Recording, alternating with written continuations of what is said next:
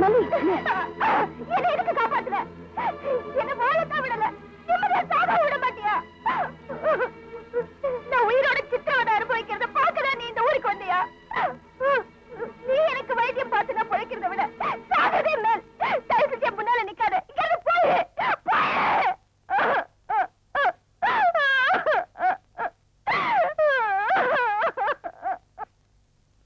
இது பாரு மல்லி, நான் யாரோட வாழ்க்கையும் கெடுக்கிறதுக்காக இங்க வரல. நீ குழந்தை மேல உசிரியே வச்சிருக்கேன்னு எனக்கு நல்லா தெரியும். உன்னை காப்பாத்தினதுல எனக்கு 2 சந்தோஷம். ஒண்ணு நீ பொழைச்சது, இன்னொன்னு குழந்தை இனிமேலும் அனாதை இல்லைன்னு. இனிமே நான் சந்தோஷமா போவேன். இல்ல மணி, இந்த ஊருக்குள்ள காத்து மாதிரி வந்து கலங்கப்பட்டு போறியே. யார் அக்கா? பெரியாக்கா. ஆத்தா ஆத்தான்னு வாழ்ந்தறையே கூப்பிடுறியே. இந்த பெரிய ஆத்தா கிட்ட இந்த பொண்ணு போய் சொல்ல மாட்டா. சொல்லாத்தா யாருன்னு சொல்றேன். என்னையும் ஒரு மனுஷியா மதிச்சு எனக்காக மட்டும் அம்மாவா, அப்பாவா, தம்பியா, தங்கச்சியா ஒருத்தர் யாராவது கிடைக்க மாட்டாங்களான்னு ஏங்குன. அதுக்காக நான் அனாதை இல்லை.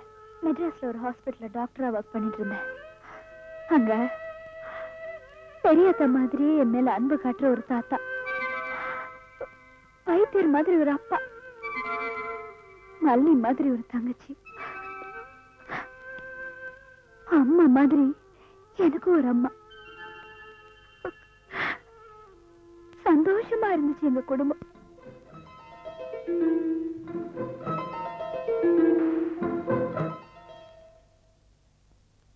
என்னப்பா ரெடியா? நான் எப்போ ரெடி. உன் பொண்டாட்டியும் பிள்ளைங்களும் தான் இன்னும் ரெடி ஆகல. பொம்பளைங்களே இப்படிதான்ப்பா, சீவி சிங்காரிச்சு நேரத்துக்கு கிளம்ப மாட்டாங்களே. ஆமா, இதுதானே ரேவதிக்கு நீ பாத்துக்கிற மாப்பிள? ஐயோ, சத்தம் போட்டு பேசி காரியத்தை கெடுத்துறாதீங்க. நானே அவளுக்கு தெரியாம மாப்பிள பாத்துக்கிட்டு இருக்கேன். கொஞ்சம் மெதுவா பேசுங்க. மாப்பிள பையன் பாக்க கொஞ்சம் காதுல கேக்குற மாதிரி சொல்லுங்கப்பா. இல்ல, மாப்பிள பையன் பாக்குறதுக்கு நல்லா இருக்கான் அப்படின்னு சொல்றேன். அப்பா, உங்களுக்கு எனக்கு பிடிச்சி என்ன பிரயோஜனம்? அவளுக்கு எல்லாம் பிடிச்சிருக்கணும். இப்படி புடவையில உன்னை பார்க்கும்போது என் கண்ணே பற்றும் போல இருக்குமா? ஏமா, அக்காவுக்கு மாப்பிள்ளை பார்க்க தான் போறோன்ற விஷயத்த ஏன் கிட்ட முதலே சொல்லல? அம்மா, என்ன இதெல்லாம்? ஒண்ணு இல்லம்மா, அப்பா ஃப்ரெண்டுக்கு ஒரு பையன் இருக்காரா, போய் பாப்போம். உனக்கு பிடிச்சிருந்தாதான் மத்த ஏற்பாடெல்லாம். எனக்கு பிடிக்கல.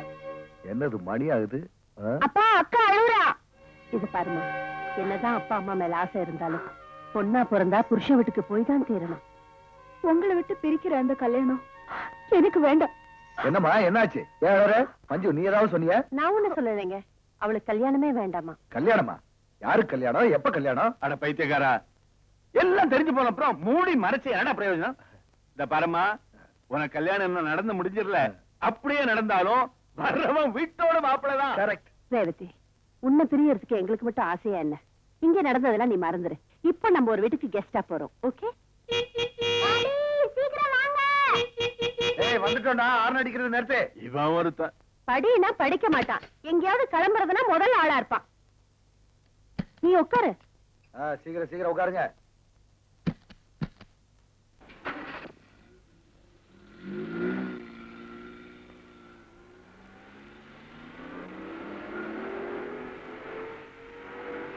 ஏன் தாத்தா, அக்காக்கு ஒரு மாப்பிள்ளை பாத்தீங்களே, பையன் எப்படி?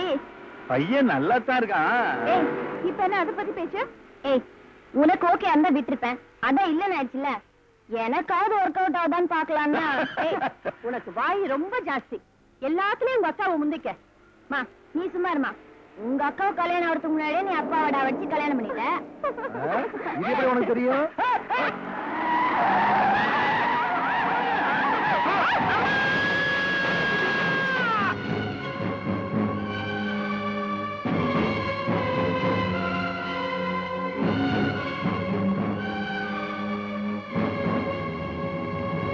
செத்து போன மத்த வாடி எல்லாம் யாருதான் வாங்கிட்டு போயிருப்பாங்க? யார் வாங்கிட்டு போயிருப்பாங்க? ஆஸ்பத்திரியில அடக்கம் பண்ணிருப்பாங்க. யோ, உனக்கு எதுக்கு என்ன வேண்டாத வேலை எல்லாம்? 2 வருஷத்துக்கு முன்னாடி ரேவதி தான் செத்துட்டா தன்னோட பாடியை மெடிக்கல் ரிசர்ச்சுக்கு எழுதி வச்சுட்டாளாம். நல்லதா போச்சு. அவன் நம்ம போச்சா மட்டும் அந்த குடியில புதையில கிடைக்க போகுது. ஆஸ்பத்திரிக்காரனே அடக்கம் பண்ணிட்டுண்டா. நல்ல வக்கீலா பார்த்து சொத்தை ஏதாவது பண்ண முடியும்னு பாப்போம். என்ன சொல்ற? டாக்டர் என்ன? ஐ எம் சாரி, எங்களால காப்பாற்ற முடியல. இதை அவங்க போட்டுருந்தாங்க டாக்டர். அதை அவங்க கிட்ட கொடுத்துருங்க. இல்லையா? யோ, இது எங்க பெரியப்பா சொத்து. எல்லாம் எனக்கு தான். யாராவது பிரச்சனை பண்ணீங்கன்னா கோர்ட்டு கேஸ் போக முடியும். இதுவே வாரிசு இல்ல சொத்து. அப்புறம் கோர்ட்டு கேஸ். எங்களுக்கு ஆளுக்கு 5 பத்து கூட நாங்க பாட்டு ஒதுங்கிறோம். அப்புறம் எதுக்கியா சண்டை போட்டுக்கிட்டு உட்காந்து சொத்தை பிரிச்சுக்கோங்க. இத பாருங்க, எனக்கு பணம் காசு தான் வேண்டாம். வரதட்சணை இல்லாம என் பொண்ணை உங்க பையனை கட்டி வச்சீங்கன்னா எனக்கு அது போதும்.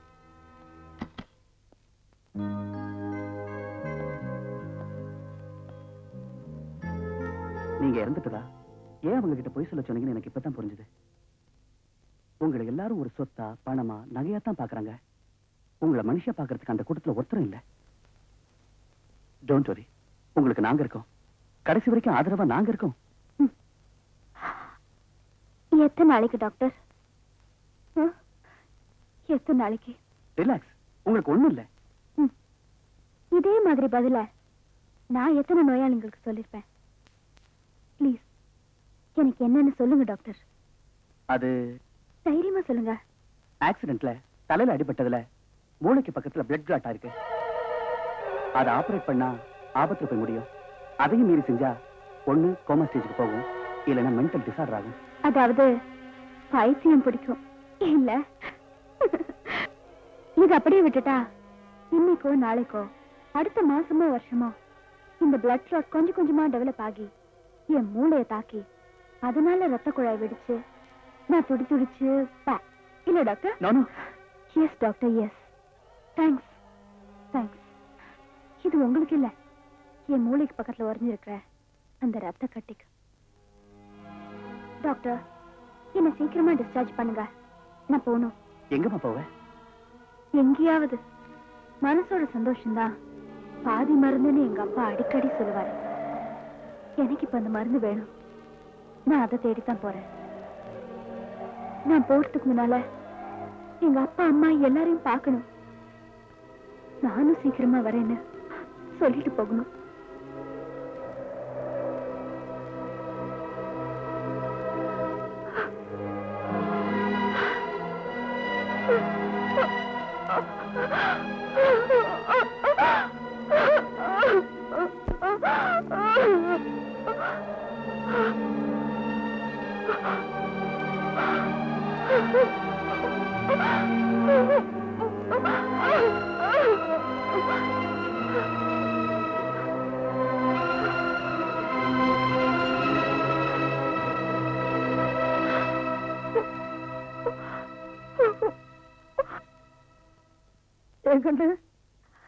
நான் தான் அழுத்தக்காரின்னு நினைச்சேன். என்ன விட பெரிய அழுத்தக்காரியா இருக்கியே.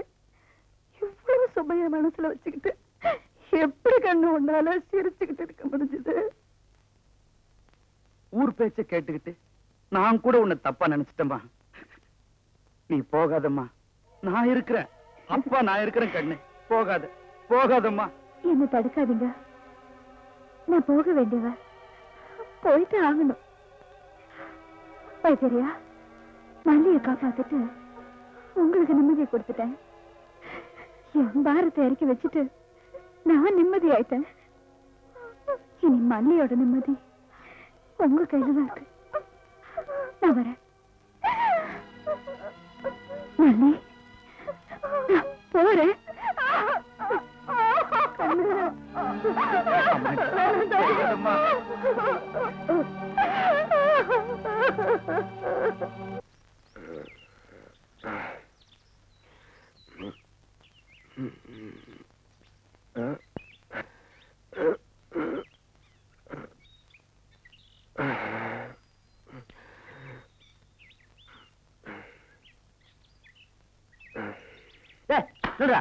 ஊருக்குள்ள போக கூடாது.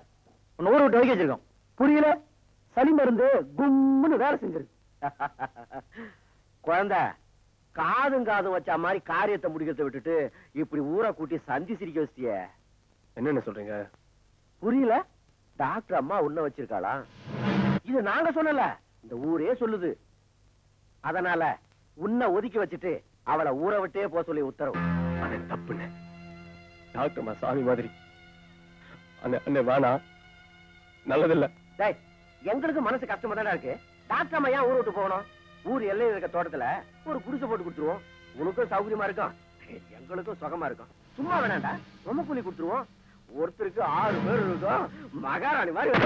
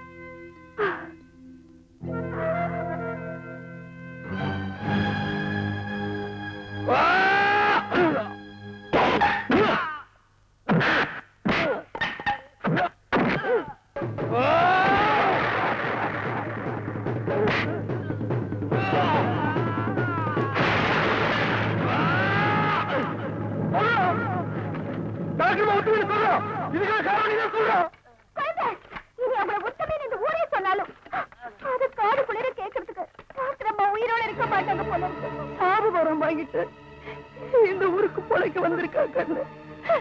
கண்ணு ஒரு தடவை வந்து அவளை பார்த்துரு கண்ணு.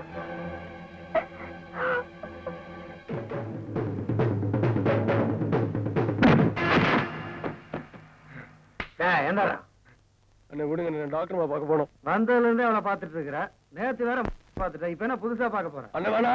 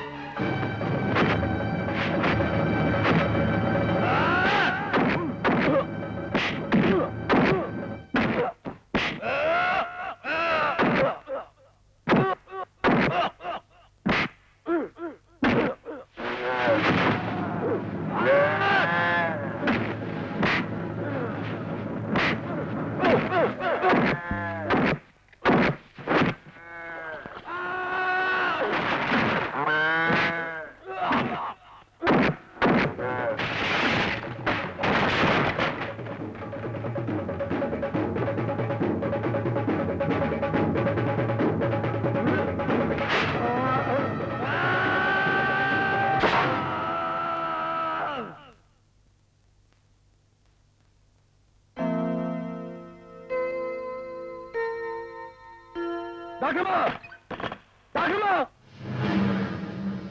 டாக்டர்மா டாக்டர்மா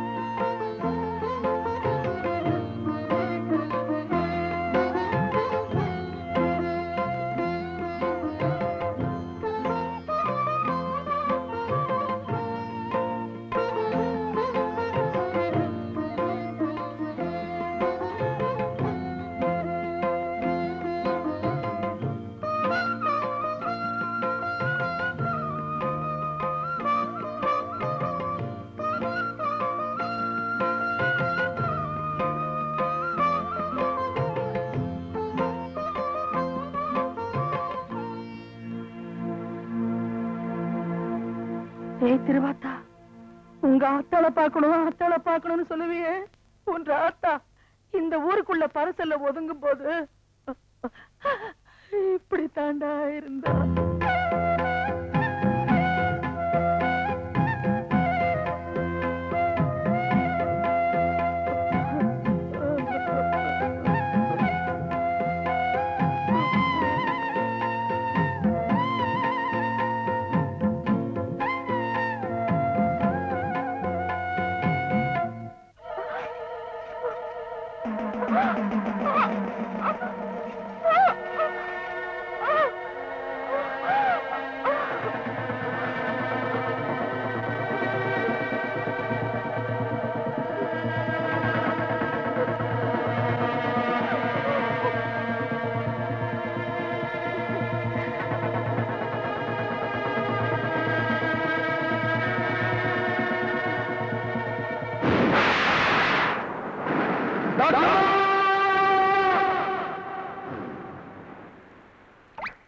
டாக்டர்மா, கன்னி பொண்ணு அரிசி சாப்பிட்டா கல்யாணத்தன்னைக்கு மழை பெய்யுமா?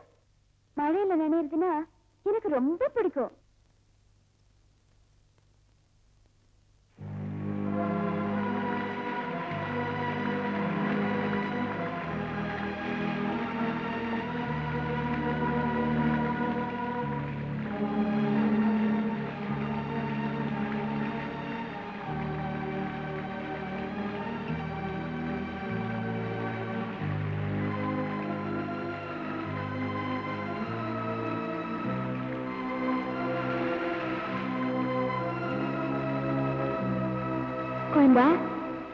நீ சொன்ன அதே கண்டாங்கி சேலைய கட்டிக்கிட்டு இதே கம்மாங்கரையோரம் ஏதம்மா மழை பெய்யும் போது உன் பாட்டை கேட்டுட்டு கபடம் இல்லாத உன் கையை பிடிச்சிட்டு கொஞ்ச தூரம் நடக்கணும்னு ஒரு சின்ன ஆசை.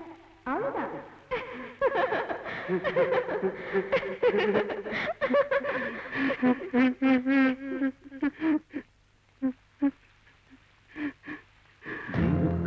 ஓர் சொந்தம் எங்கேயோ போனது, இது என்ன நியாயமம்மா?